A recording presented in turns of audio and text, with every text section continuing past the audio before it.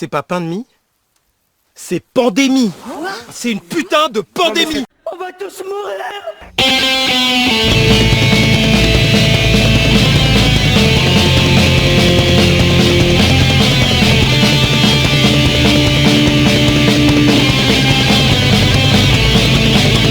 Chers auditeurs, bonjour et bienvenue dans cette nouvelle émission de Radio Virus. Tout de suite, nous commençons avec un petit cours de pédagogie.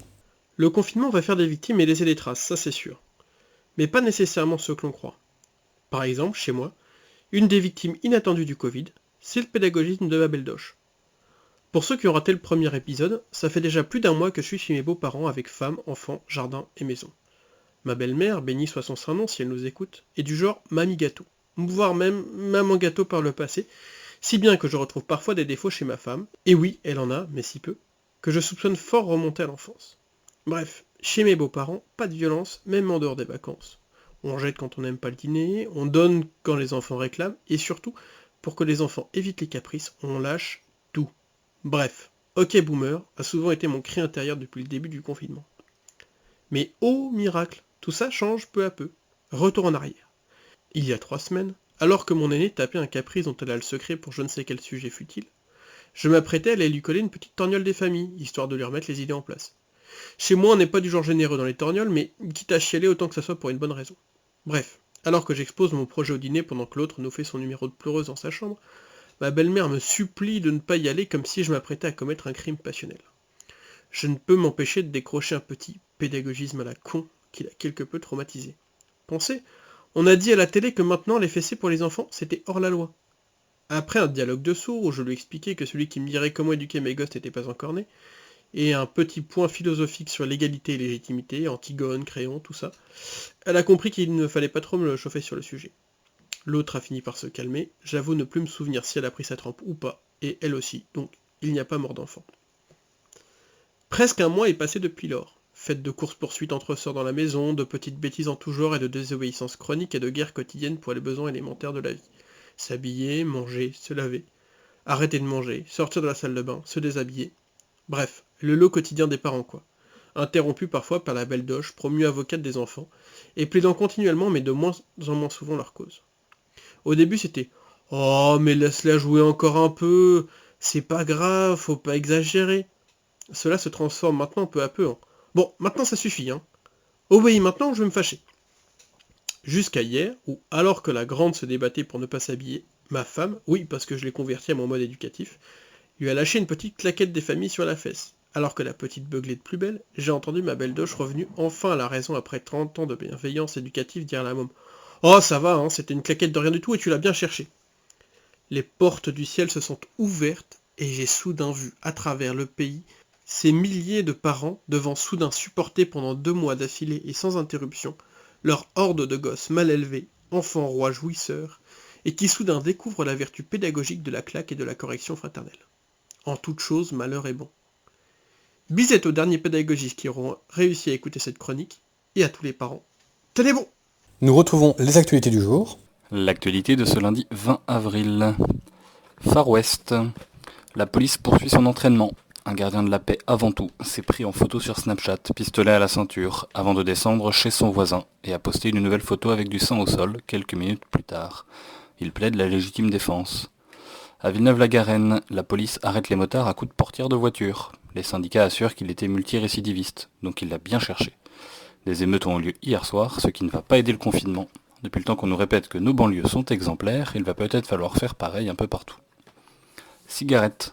Le Comité national contre le tabagisme déclare que le coronavirus peut se propager avec la fumée de cigarette et recommande une distance de 10 mètres. On attend la déclaration du Comité de lutte contre l'alcoolisme. Reprise. L'économie va repartir grâce à la cohorte des travailleurs déconfinés. Mais pas de temps à perdre, les bars, restaurants et autres divertissements vont rester fermés. Tous les autres commerces devraient pouvoir ouvrir cependant. Aucun doute qu'un magasin de vêtements sera totalement sécurisé en temps de solde. Méthode. En Allemagne, on voit les choses différemment. Alors qu'en Hexagone, on veut ouvrir les écoles pour éviter le décrochage scolaire, outre-Rhin, les élèves qui ne peuvent pas valider leur année car déjà trop en retard resteront confinés. Un redoublement en avance en somme. Équité. Un syndicat de journalistes dénonce la ligne de France Télévisions, qui ne fait que servir la soupe du gouvernement en enchaînant les interventions ministérielles en direct. Pas de nouvelles des syndicats de BFM TV. Transparence. Aux États-Unis, Twitter a perdu une longue bataille juridique de 6 ans. La société ne pourra plus révéler les demandes de surveillance du gouvernement américain, car cela nuit à la sécurité nationale. En même temps, si ce n'est pas Twitter, ce sera Google ou Apple, ou Stop Covid. Tropisme. L'Italie se détourne de plus en plus de l'Europe qui l'a aimablement abandonnée et regarde vers la Chine et la Russie. L'ambassadeur chinois a d'ailleurs déclaré que l'Empire du Milieu était prêt à être le gardien de l'ordre mondial et le réparateur de l'économie globalisée. Le monde d'après sera bridé. Ou débridé, on ne sait plus. Commerce. Le confinement pose de vrais problèmes que nos médias indépendants relèvent avec justesse.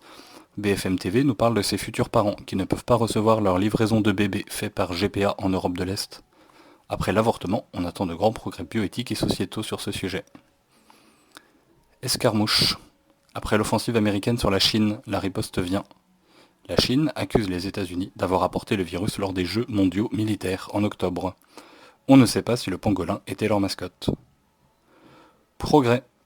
L'État de New York autorise les mariages en visioconférence. Pratique pour avoir un papier en règle, moins pour consommer le contrat. Après. En bon élève, le Premier ministre a présenté hier un joli PowerPoint rempli de petits dessins inutiles en vert et en rouge. Le gouvernement a redoublé de messages pour bien faire comprendre aux Français que le retour à la normale ne se fera pas le 11 mai. On sait bien qu'ils ne le souhaitent pas de toute façon. Ça tombe bien, un retour au monde d'avant n'est pas spécialement souhaité par les Français non plus. Reste à savoir quel monde d'après nous souhaitons. C'est tout pour aujourd'hui, à demain pour une nouvelle chronique d'actu. Passons au cœur de l'émission avec notre premier point politique. Le mystère du pangolin ou l'énigme de la chauve-souris. Je vous parlerai, chers auditeurs, de l'origine de la pandémie. Voilà un sujet sensible.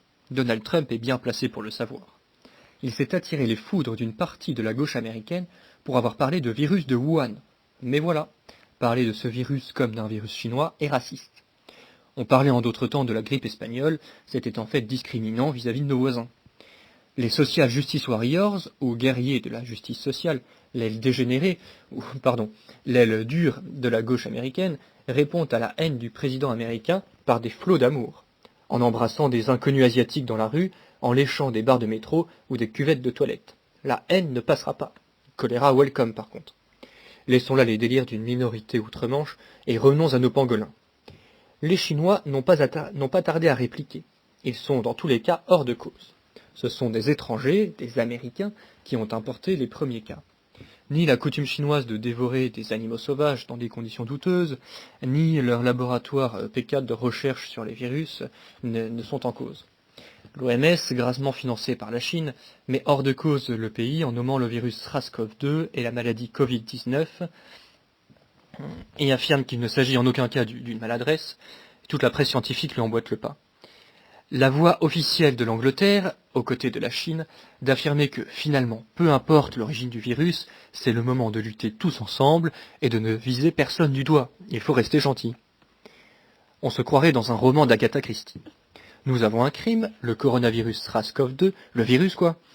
Nous avons des suspects. Un Américain, un pangolin, une chauve-souris, un laboratoire de recherche sur les virus cofinancé par la France. Alors on cherche un mobile. À qui profite le crime ? Apparemment à personne, sauf à la surveillance et à la mise au pas mondialisée. Et finalement, après un mois de confinement en France, après une demi-année de progrès de la maladie dans le monde, on apprend par la grosse presse ce qu'en pensent les services de renseignement américains et français. En recoupant un peu toutes les informations, c'est le crime de l'Orient Express. Il s'agirait d'un virus échappé du laboratoire sino-français, laboratoire au sujet duquel les États-Unis avaient des soupçons quant à la sécurité. Donc virus échappé du laboratoire par une chauve-souris sortie illégalement et dévorée sur le marché des animaux sauvages de Wuhan. La boucle est bouclée. Seul le pangolin semble hors de cause. Un médecin français affirme même avoir trouvé des vrais bouts du virus du sida dans l'ADN ou l'ARN, il ne sait plus très bien, de notre virus, preuve qu'il a été manipulé par l'homme. À une époque où un médecin peut affirmer sans sourciller, et publiquement, à quelques mois d'intervalle, c'est une grippette, puis j'ai le remède miracle, puis c'est fini le mois prochain, on peut s'interroger sur l'intention de ces déclarations fracassantes. Malheureusement, c'est la vraie vie et pas un roman policier bien ficelé. Il y a fort à parier que la vérité ne sera connue que difficilement et fort tardivement. Il y a en effet dans les déclarations des uns et des autres bien plus de petits intérêts, de gros sous et de conflits d'intérêts, de politique et de géopolitique que d'amour et de recherche de la vérité, hélas. Et voici le moment de la chronique cinéma. Pierre est un paysan français qui a repris l'exploitation de ses parents. Il est éleveur de vaches laitières. Alors qu'une épidémie commence à frapper la France, le jeune paysan se rend compte que l'une de ses vaches est malade. Pris de panique, il décide de cacher ce malheur aux autorités et à ses proches. Petit paysan est un film français sorti en 2017 et réalisé par Hubert Charuel. C'est le tout premier long métrage du réalisateur. Il a reçu plusieurs Césars, dont celui du meilleur premier film. Pourquoi voir Petit paysan ? C'est un film qui marque par son aspect quasi-documentaire. Petit paysan est un film très réaliste. Et ceci on le doit à l'ambiance assez froide et plutôt crue. En fait, le réalisateur vient lui-même du milieu paysan puisqu'il est fils d'agriculteur, ce qui peut expliquer l'aspect réaliste du film. Le long métrage ne contient pas de bande originale. L'ambiance sonore est calquée uniquement sur ce que vit le personnage. Tout est fait pour nous plonger dans le quotidien difficile du jeune paysan. Le trentenaire vit pour ses vaches. Il s'occupe d'elles du matin au soir et se donne peu l'occasion de profiter de ses amis. Sa solitude est renforcée par le fait qu'il n'a pas de femme. Il vit avec sa petite famille, sa sœur qui le rend visite puisqu'elle est vétérinaire, et ses 2 parents agriculteurs. La nuit, il rêve même de ses vaches. En somme, elle ne lui laisse que peu de répit. Le film se présente comme une véritable descente aux enfers. On sait que le paysan fait beaucoup de choix qui vont être désastreux pour lui et nous sommes, spectateurs, impuissants devant une telle chute. On s'imagine que nous-mêmes on aurait peut-être pris de meilleures décisions que lui, mais on le comprend. Il vit pour ça, alors il ne se laissera pas faire. Pour moi, ce film s'oppose à un autre film français, Au nom de la terre, sorti en 2019. Un film que vous avez peut-être vu puisqu'il a dépassé les 2 millions d'entrées en France. Les 2 films montrent d'une manière différente la descente aux enfers d'un paysan. D'un côté, comme on l'a vu, celui de Petit paysan voit son exploitation en danger à cause d'une épidémie. De l'autre, celui de Au nom de la terre croule sous les dettes. Mais à mon sens, Petit paysan réussit mieux son pari puisqu'il paraît moins superficiel. Et c'est paradoxal quand on sait qu'Au nom de la terre est une histoire vraie et que Petit paysan est une fiction. Mais le film Au nom de la terre est un mélodrame avec de beaux plans, des acteurs touchants et une belle musique qui accompagne comme il faut nos émotions. Petit paysan ne cherche pas à faire pleurer dans les chaumières. Il est cru dans ce qu'il montre. Le paysan Pierre n'a pas besoin de violon, le fait de montrer son quotidien simplement nous fait rendre compte de son malheur. Alors cela ne veut pas dire qu'Au nom de la terre est un mauvais film, mais j'ai une nette préférence pour Petit paysan qui a un parti pris plus radical et réaliste.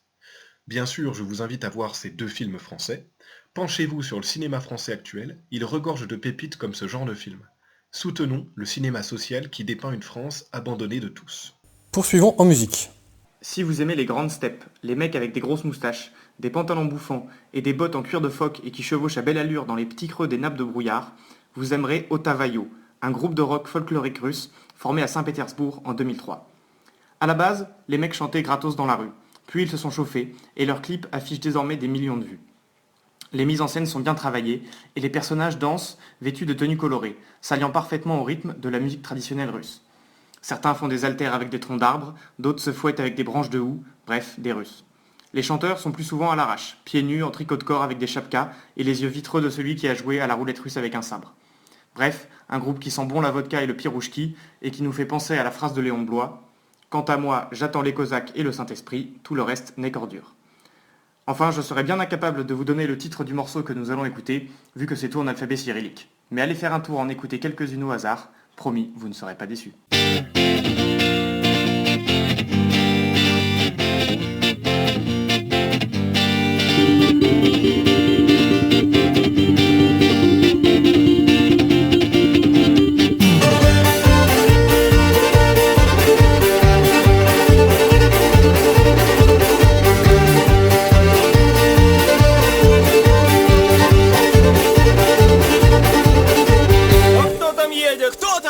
Кто там едет, посмотри, на хромой да на кобыле, это наши сковори. Сковори, народ потешный, едут с ярмарки домой. Кто раздетый, кто разутый, кто с разбитой головой.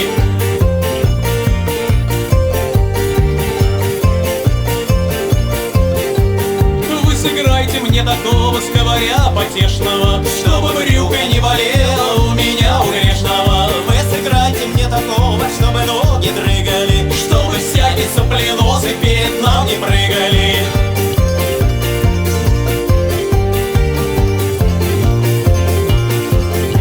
Ой, поломаться, поломаться, поломаться хочется, а сказать три по правде и подраться хочется. Это чей-то паренек выдает коленца, не досталось бы ему осиного поленца.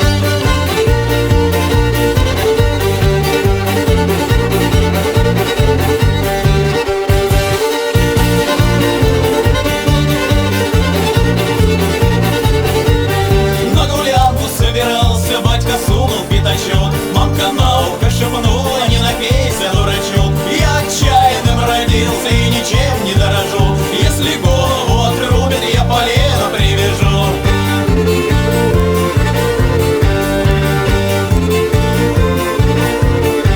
Ломаюсь, сгибаюсь, скажу, что нездоров. Принесите мне пол-литра и не надо докторов. Мы в гробу того видали, кто нас пьяницей назвал. На свои мы деньги пили, нам никто не подавал.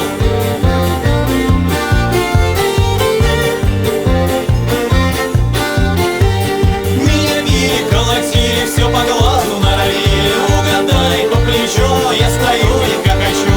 Ой, не все же с горем плакать, ой, не все же мне тужить. Дайте маленькое времечко веселому побыть.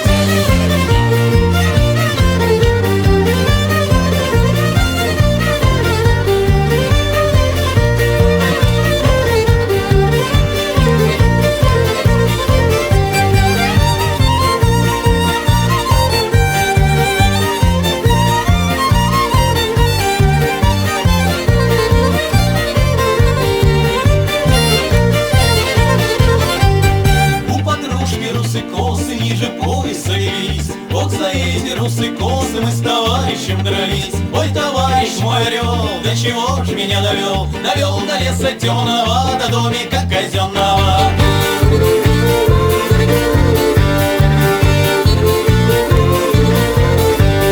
Поигрались, подрались, придется посидеть за железной решеткой на волю поглядеть. Петроградская тюрьма с поворотом лесенки. Мы с товарищем сидели, распевали песенки. Ты играй, я буду петь, не так живот будет болеть. Пускай люди про нас судят, веселей будет сидеть.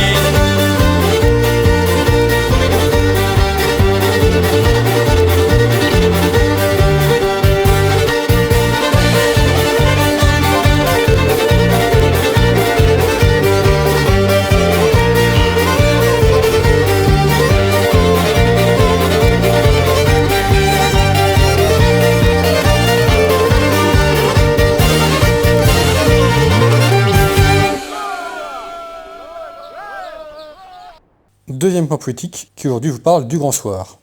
Révolution. Ah, quelle charge sémantique derrière ce mot. Combien d'espoir, mais aussi de terreur. Un mot qui fait croire à certains qu'ils vont tout gagner, et à d'autres qu'ils vont tout y perdre. Il est vrai que pour une question sémantique, nous revendiquons aussi la nécessité de faire une révolution. L'argument principal des conservateurs pour dénoncer toute velléité révolutionnaire, préférant le réformisme, c'est que la révolution risque de détruire, y compris ce qui tient encore.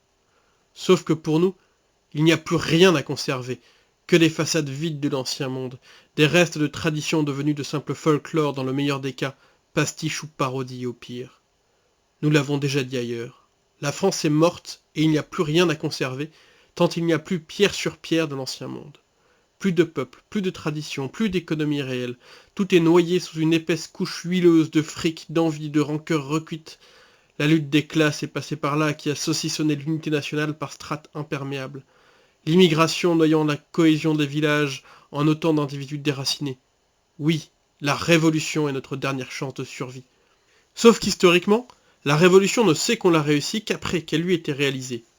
La révolution, ça ne se décrète pas, ça peut s'étudier, se penser, mais c'est un événement chimique tellement instable qu'elle peut éclater là où on ne l'attend pas, et faire plouf là où pourtant tout laissait imaginer qu'elle pourrait aboutir. C'est pourquoi il ne faut pas trop l'attendre. Il faut simplement être prêt si les ingrédients pour la faire se présentent, et que nous nous sommes donné les capacités pour y participer. Être prêt ? Qu'est-ce à dire ? Être prêt, c'est être suffisamment intégré dans la société pour pouvoir en parler de l'intérieur, connaître ses mots, pouvoir en parler, saisir et exploiter la misère et la détresse de ceux qui subissent pour pouvoir les guider pour la révolte. C'est être suffisamment irréprochable pour ne pas être récupérable par la police, ne pas avoir de vices que l'on ne puisse assumer, ne pas avoir fait des gestes irréfléchis qui nous décrédibiliseraient vis-à-vis de la population. Être prêt, c'est enfin avoir un groupe suffisamment uni et soudé pour pouvoir marcher comme un seul homme, et, selon la bonne stratégie militaire, d'appuyer sur le point faible de l'adversaire jusqu'à ce qu'il cède, et avoir encore la force et l'énergie pour s'engouffrer dans la brèche, prendre le pouvoir et le garder.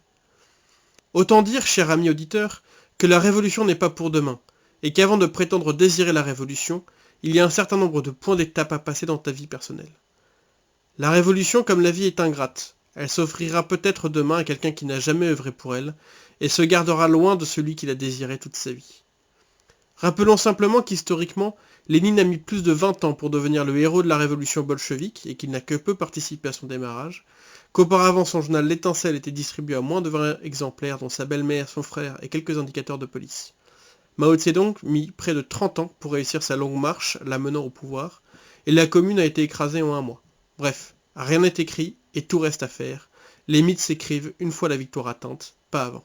Prenons le large avec la rubrique culture. En ces périodes de confinement, on entend chouiner tout le monde. Oui, mon appart est trop petit, oui, mon jogging est trop court, oui, il n'y a plus de pain à burger dans les supermarchés. Cessez de geindre et de vous plaindre, bande de lopettes. Pour vous aider, je vais vous emmener au large dans l'une des courses les plus mythiques de tous les temps, le Vendée Globe. En termes de confinement, les mecs sont en béton armé. Imaginez une course en solitaire autour du monde. Coincé dans une cabine de quelques mètres carrés, vous devez faire entre 40 et 50 000 km tout seul, sans escale et sans assistance. C'est la course la plus difficile au monde. Elle est surnommée l'Everest des mers. Laissez-moi vous conter quelques anecdotes épiques qui feront passer votre confinement pour des vacances au Club Med. La prochaine fois que vous gueulez parce que Monop ferme à 20h au lieu de minuit, pensez à ces héros qui pendant des mois affrontent le dieu Neptune qui, nous allons le voir, ne leur fait pas de cadeau.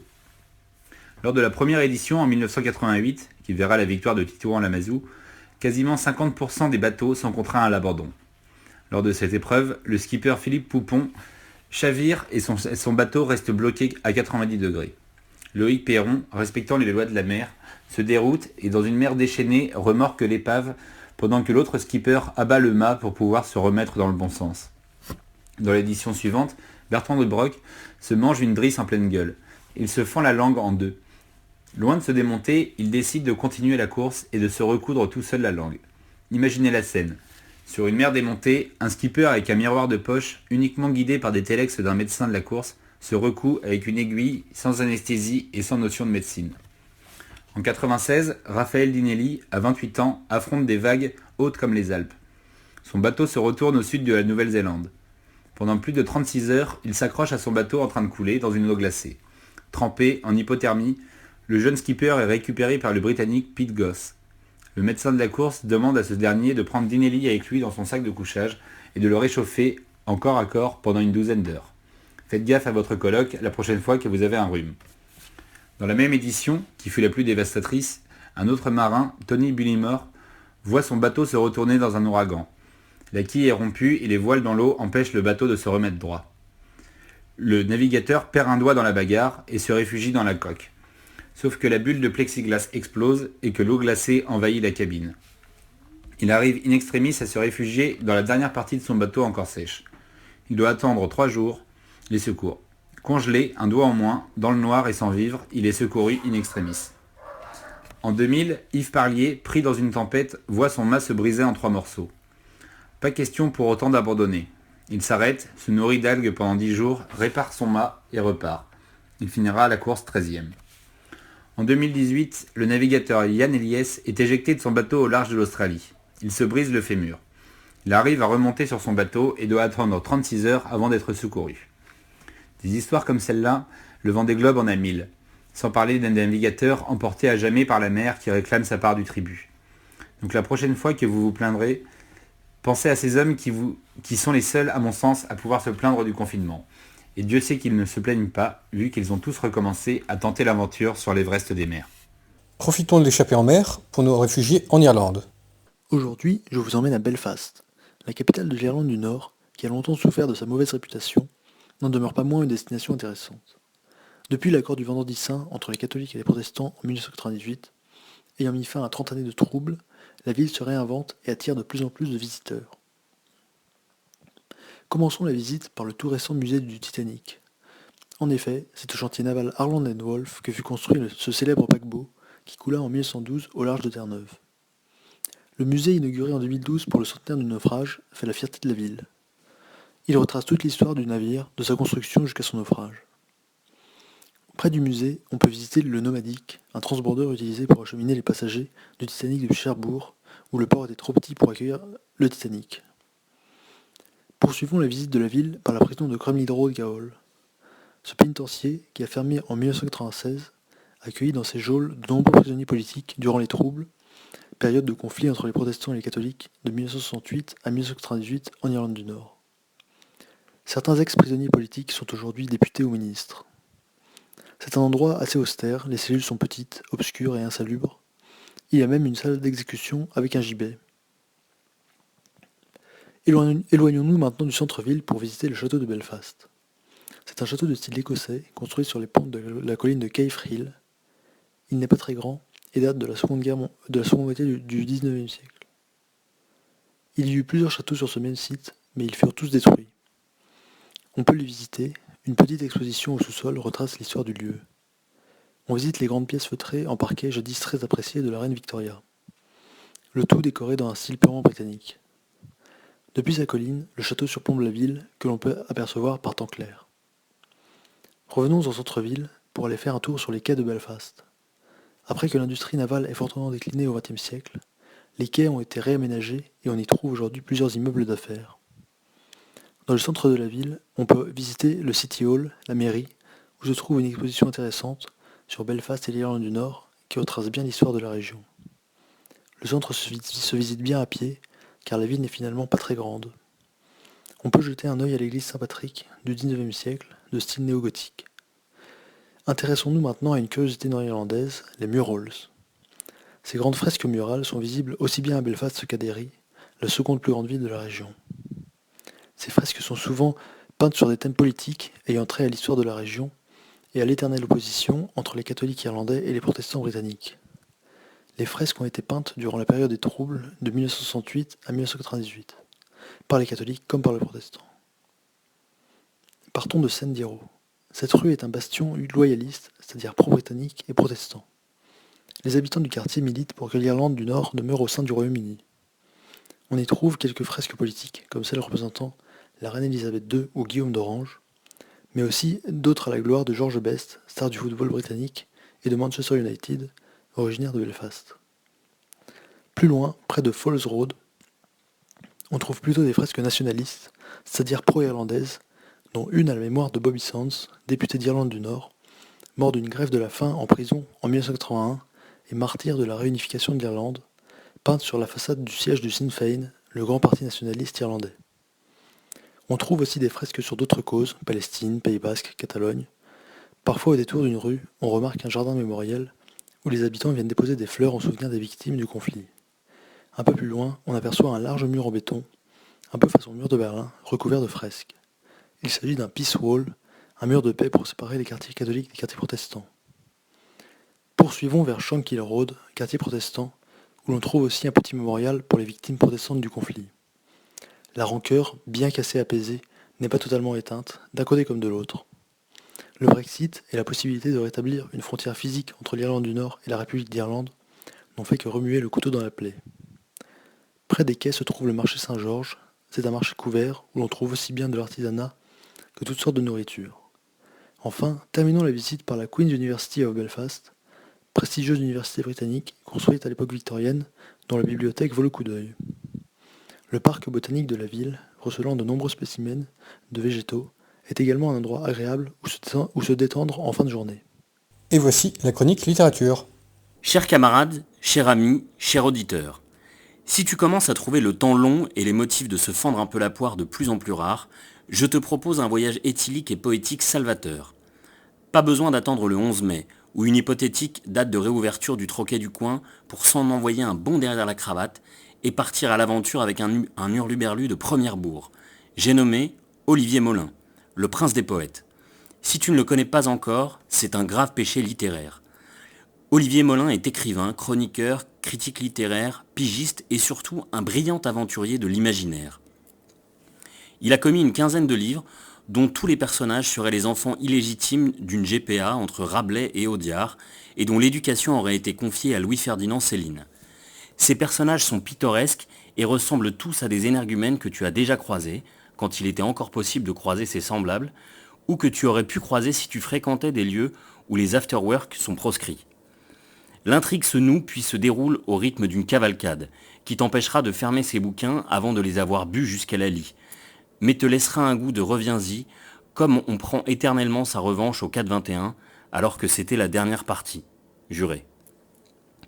Je te conseille particulièrement En attendant le roi du monde, ou Le bocage à la nage, et Gueule de bois. Il a aussi publié récemment un recueil de chroniques intitulé Le populisme ou la mort. Dans Gueule de bois, Olivier Molin nous livre l'histoire d'un journaliste raté et alcoolique qui a trouvé le moyen de ne jamais attraper la gueule de bois. Sa recette est simple, il suffit de ne jamais dessouler. D'un rade parisien pourri à la défense d'un EHPAD assiégé par les flics, en conférence de presse pour une revue de santé, à la ferme d'un coureur des bois vosgien, Olivier Molin nous entraîne dans les aventures embrumées de Pierre Laval et ses acolytes, tous plus timbrés les uns que les autres. Il te suffira de te laisser embarquer par son talent et son imagination bouillonnante. Olivier Molin est surtout doué d'un humour qui fait mouche à chaque coup. Il a la verve du capitaine Haddock et la bonne humeur en plus. Une fois de plus, Chirac s'était trompé. Le meilleur d'entre nous, ce n'est pas Juppé, mais bien Molin. Alors fais-toi du bien, fais-lui plaisir, et aide ton libraire préféré en achetant ses bouquins puisque les services postaux ont repris. Tu ne le regretteras pas, tout ce que tu risques, c'est d'en crever de rire. Passons à l'éphéméride du jour. Éphéméride du 20 avril. 20 avril. Naissance espacée de quelques décennies de deux hommes aux passions communes. Heureux hasard du calendrier, ou complot spatio-temporel en vue de les gouverner tous, et dans les ténèbres les lier, nous l'ignorons. Mais ils sachent que nous sachons que des choses on nous cache. En effet, en 1808 naquit Louis-Napoléon Bonaparte, dit Napoléon III, tandis que très exactement 81 ans plus tard, voyait le jour Adolf Hitler, dit Adolf Hitler. 8 plus 1 égale 9. Divisé par 3, le numéro de l'Empire égale 3. Que l'on multiplie par 2, le nombre de moustachus égale 6, le chiffre de Belzébuth, haha, on vous l'avait dit. Unis par la pilosité labiale, les putschs ratés et les empires numérotés 3, ils tentèrent chacun à leur époque de dominer le monde. Mais comme ça ne dura qu'un temps, on ne s'attardera pas sur les deux hommes. Le 20 avril, c'est aussi une date où l'on vit pour la dernière fois de l'histoire de l'humanité un événement particulier. Non, nous ne vous parlons pas d'une certaine comète ou même d'une parélie. Non, cet événement considérable, c'est la dernière victoire de l'armée géorgienne dans une bataille contre un ennemi étranger. C'est donc le 20 avril 1770, et oui, ça date un peu, qu'eut lieu la bataille d'Aspinza. Elle opposa les forces géorgiennes du roi Héraclius II aux soldats de la Sublime Porte. Pourtant opposé à des forces 3 fois supérieures en nombre, Héraclius parvint à mettre en déroute les Ottomans. Pour ce faire, il fit sauter un pont que l'armée ottomane traversait, puis attaqua l'arrière-garde. Bien joué les gars, et on espère qu'il y en aura une prochaine. 20 avril 1918. Dans le ciel de la Somme, une carlingue toute de rouge vêtue virevolte à la recherche de la proie parfaite.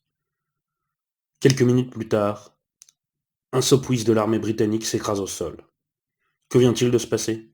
Une énième bataille aérienne durant la Première Guerre mondiale? Oui, mais elle n'a rien d'anodine. C'est la 80e fois que le Baron Rouge abat un ennemi. Manfred von Richthofen devint ainsi l'as des as, le meilleur pilote de guerre de l'univers. À peine âgé de 26 ans, ce fils de vieille famille prussienne a suivi la scolarité modèle de l'aspirant militaire dès l'âge de 11 ans. D'abord cadet, il rejoint par la suite un régiment de Uhlans de la cavalerie prussienne. Mais lorsque la Première Guerre mondiale éclate, il est victime, comme beaucoup d'autres, de l'obsolescence des corps chevauchant des poneys, dans la guerre des tranchées. Il est basculé dans un corps d'infanterie, mais déçu de sa participation faible aux affrontements, il demande sa mutation dans la toute fraîche force aérienne, la Luftstreitkräfte. Son ascension fulgurante et son tableau de chasse impressionnant en font rapidement un héros national. Il reçoit en 1917 la médaille de l'Ordre du Mérite, plus haute distinction militaire germanique. Quelques mois plus tard, le général en chef Ludendorff lui donne une permission pour qu'en compagnie d'un journaliste, il écrive son autobiographie. Avec son statut de légende vivante, les autorités prussiennes ont peur que s'il venait à être abattu, cela atteindrait le moral des armées. Ils tentèrent en vain de le dissuader de prendre part au combat. Depuis 1917, il pilote son fameux triplan rouge Fokker DRI. Il est le Baron Rouge, la terreur du ciel. Malheureusement, le lendemain de sa 80e prise, il survole trop bas les lignes ennemies et est touché par un soldat australien. Il se pose, puis expire. Pour la petite histoire, plusieurs hommes voulurent s'accaparer sa mort. Un aviateur qui le pourchassait, un régiment anti-aérien. Il y eut donc de très nombreuses reconstitutions qui désignèrent un certain Snowy Evans comme son bourreau. Chers auditeurs, merci de nous avoir suivis. J'espère que vous avez apprécié cette émission. N'hésitez pas à la partager. Je vous dis à demain et je vous laisse faire le blague du jour. Bonjour à tous. Aujourd'hui, je vais vous parler d'un couple. Voilà, marié depuis une dizaine d'années. Un soir, le mari demande à sa femme, écoute chérie, voilà, mes copains m'ont parlé d'un truc que je voudrais essayer, voilà, c'est la sodomie. Elle, effrayée, dit, mais ça va pas, Michel, on n'est pas des bêtes, qu'est-ce que c'est ton problème? Non, c'est non. Il fait d'accord, bon, tant pis, blablabla, il reste à une deuxième fois, non, une troisième fois, non, elle lui met quasiment une gifle. Puis un jour arrive son anniversaire. Sa femme lui dit, écoute Michel, il lui répond, oui Denise, écoute Michel, c'est ton anniversaire, tu m'as demandé plusieurs fois la sodomie, écoute, on va essayer. Lui est tout content, voilà, ils essayent, ils passent un moment, voilà, peut-être un super moment, je ne sais pas. Et après la petite affaire, sa femme lui dit, écoute Michel, c'était incroyable, j'ai adoré, j'aimerais réessayer. Michel ne répond pas. Denise s'énerve, elle dit, mais Michel, qu'est-ce qu'il y a? Enfin, tu ne me parles pas, tu ne me parles pas. Il dit, et là il répond, je parle pas aux enculés.